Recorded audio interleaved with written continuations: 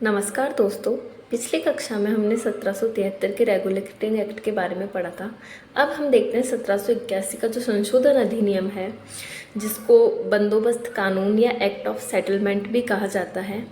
इसको क्यों लाया गया, इसको लाने के पीछे क्या कारण थे और इस अधिनियम के क्या परिणाम रहे, मतलब ये जो संशोधन लाया गया इसके क्या क्या प्रभाव हमारे सामने आए। तो चलिए वीडियो शुरू करते हैं। जो ये एक्ट है 1781 का जो संशोधन अधिनियम है, इसके जो सबसे प्रमुख कारण रहे हैं, जो बंदोबस्त कानून के सबसे प्रमुख कारण रहे हैं, उसमें हमें देखा जाता है कि जो 1773 का जो रेगुलेटिंग एक्ट था उसमें कई कमियां रह गई थी, कई खामियां रह गई थी।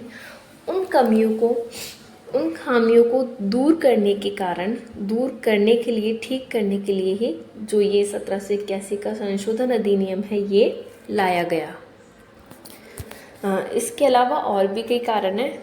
इसके अलावा हम देखते हैं कि ये जो है ब्रिटिश संसद जो है वो उनको 1773 के रेगुलेटिंग एक्ट को पारित करने के बाद उनको ये पता चलता है कि उन्होंने जो गवर्नर जनरल का पद जो उन्होंने बनाया, उस पद में क्या है, जो सर्वोच्च न्यायालय और गवर्नर जनरल के पद के बीच जो शक्तियों का विभाजन है वो उन्होंने उचित तरीके से नहीं किया। मतलब गवर्नर जनरल की जो शक्तियाँ थी उनको उन्होंने ठीक तरह से मतलब डिफाइन नहीं किया। इस कारण भी हमें 1781 के एक्ट की उस वक्त ज़रूरत पड़ी, इसलिए ये लाया गया। और इसको लाने के क्या परिणाम रहे वो हम देखते हैं।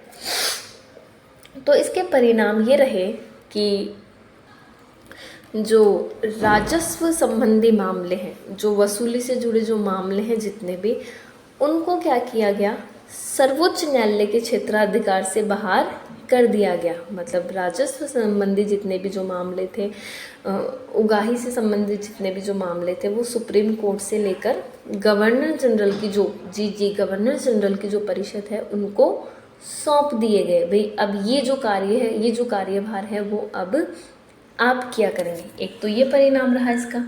दूसरा परिणाम इसका ये रहा कि जो हिंदू और मुस्लिम, इसमें ये व्यवस्था बनाई गई कि जो सुप्रीम कोर्ट है वो हिंदुओं के निजी कानून के हिसाब से और मुस्लिमों को मुस्लिमों के निजी कानून के हिसाब से उनके जो वाद विवाद है उनको उनको सुलझाएगा।